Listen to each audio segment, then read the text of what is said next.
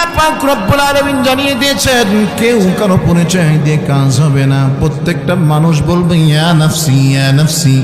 আদম সফিউল্লাহ বলবে নাফসি নাফসি, ইব্রাহিম খলিলুল্লাহ নাফসি নাফসি, ঈসা রূহুল্লাহ নাফসি নাফসি, নূহ নজিহুল্লাহ নাফসি নাফসি, মূসা কালিমুল্লাহ নাফসি নাফসি।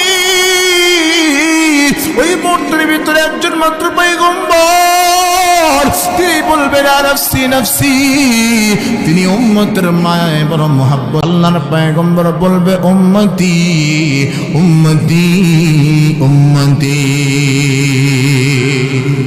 মুসলমান ইমানদার আল্লাহর গোলাম, আল্লাহর পয়গম্বর উম্মতের মায়ায় পড়ে কাঁদবে আর বলবে উম্মতি। ও মুসলমান ইমানদার আল্লাহর গোলাম, আল্লাহর পয়গম্বর উম্মতকে বড় মহব্বত করে, বড় ভালোবাসে। উম্মতকে আল্লাহ তাআলার জান্নাতে নেওয়ার জন্য বড় পাগল। আল্লাহ তাআলা জাহান্নামগুলো যখন এই উম্মতকে গ্রাস করার জন্য জাহান্নামগুলো যখন করে করে আওয়াজ দিয়ে ছুটতে চাইবে,